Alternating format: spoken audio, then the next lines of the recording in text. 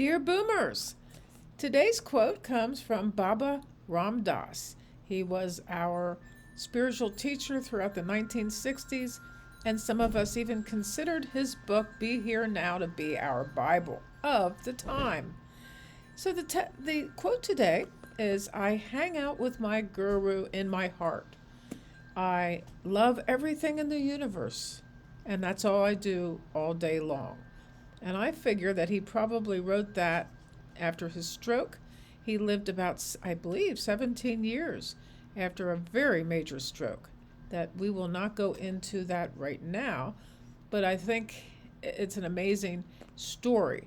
But Ram Dass went to India after having a huge experimentation with psychedelic drugs, and he was a Harvard professor, and for a time he and Timothy Leary actually led some experimentation on this kind of expansive science as they saw it with psychedelics.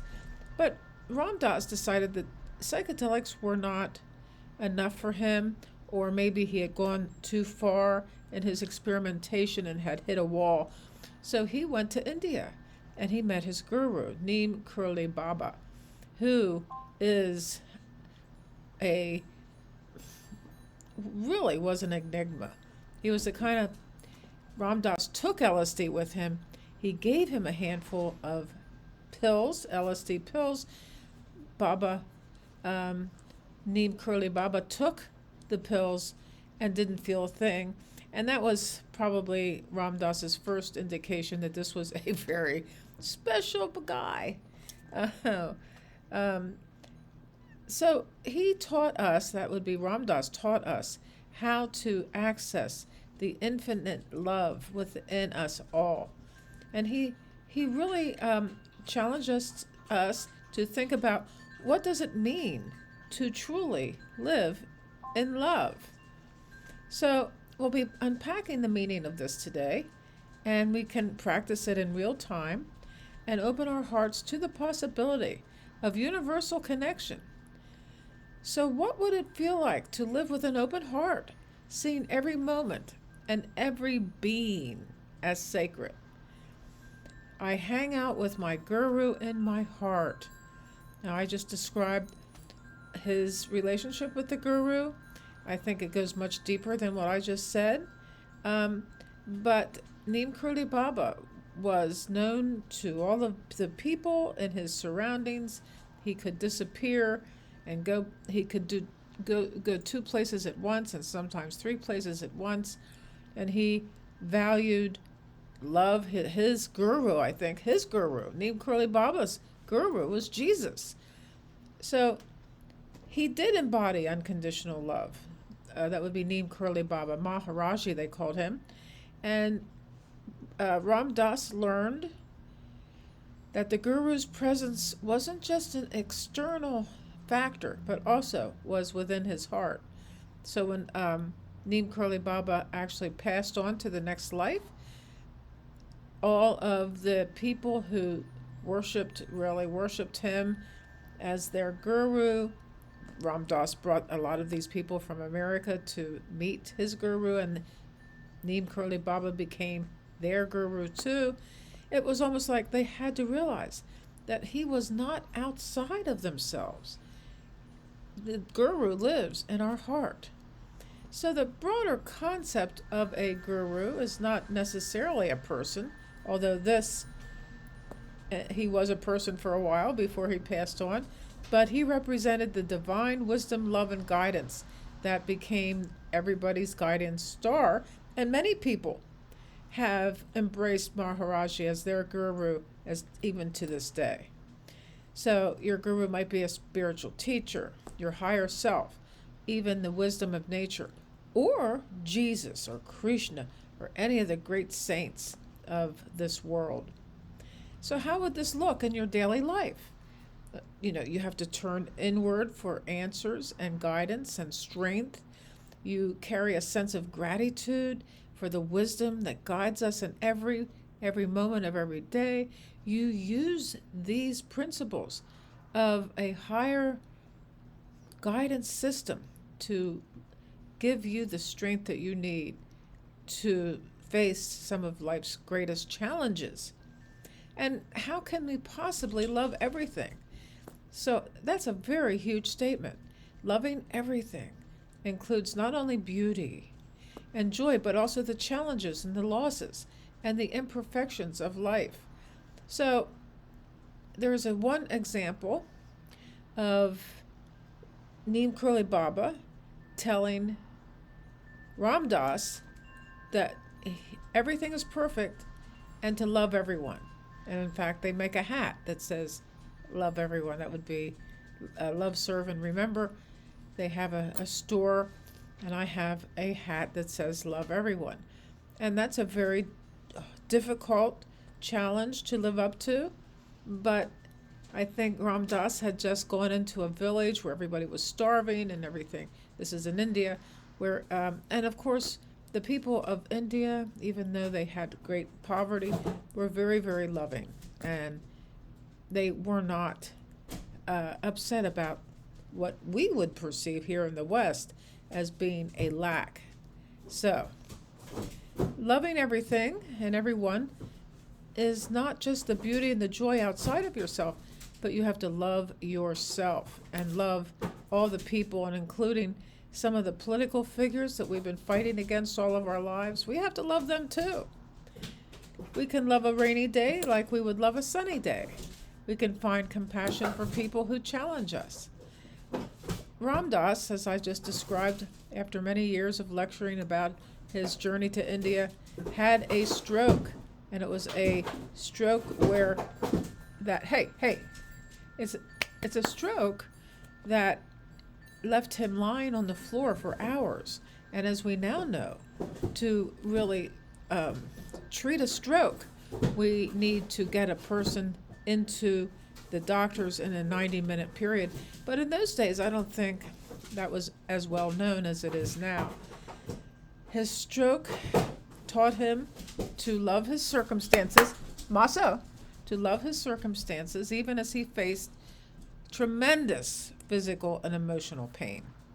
And he didn't have any money, but Wayne Dyer had he raised a lot of money to move Ram Dass to Maui, where there was a beautiful spiritual center there, and they were able to live with the money that was raised at this retreat. So the spiritual part of ourselves is we are part of the greater whole. We are connected through love. And the universe is a web of interconnected energy. And that is what has been taught by many, the scientists of today. We are all interconnected. So we don't have to wait until we die to understand this. We can do this now. So unconditional love is something that we can practice. If you've ever experienced unconditional love, it's really a beautiful thing. When my mother died, for about 2 to 3 weeks at least, I experienced unconditional love. And I have unconditional love for this little guy. Yes, I do. Oh, yes, I do. Goodness. I loved everything. I loved all the rocks. I loved all the people. And I have never felt that way really before or since, except that I can draw upon it when I wish. So we can begin each day by thinking of one thing you're thankful for, one thing that you love, and keep that in your heart. And check in with your inner guru. Who is that inner guru? Maybe for you it is Jesus. Maybe for you it is Mother Mary. Or maybe it is Mother Teresa. Or maybe it is anybody who's alive right now. What would love want me to do right now? Love. Pure love. And today I went to a funeral in the most beautiful Catholic church you can imagine, with stained glass windows and all of these beautiful statues of Jesus and Mother Mary. And I understood that love was this was the religion, or love was Jesus's ministry. And that's what he taught, and that's what he was. So I think having a guru in the form of the Christ consciousness would be a good place to start. So consider when you felt connected to something greater than yourself. That would certainly be reflected in any guru that you choose. How can we overcome barriers to universal love? Loving everything isn't easy. I mean, we are human. We get mad at people, but it doesn't mean we condone harmful actions or ignore injustice. It means seeing beyond the surface to the essence of our being. So, where in your own life have you found it difficult to love a situation or a person, and later discovered a lesson or of deeper understanding regarding that situation? Acts of kindness can take us a long way down the road to unconditional love, and it creates ripples of love.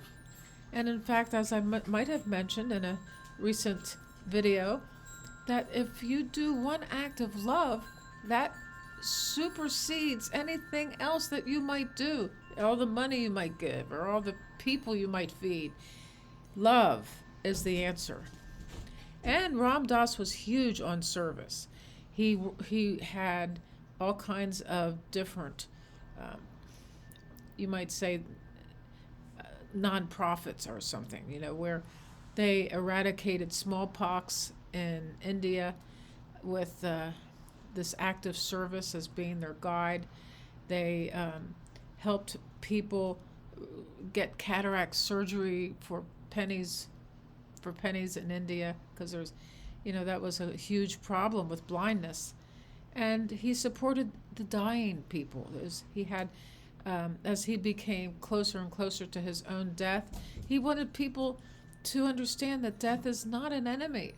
And in fact, we can learn what we need to learn right now through death and dying practices.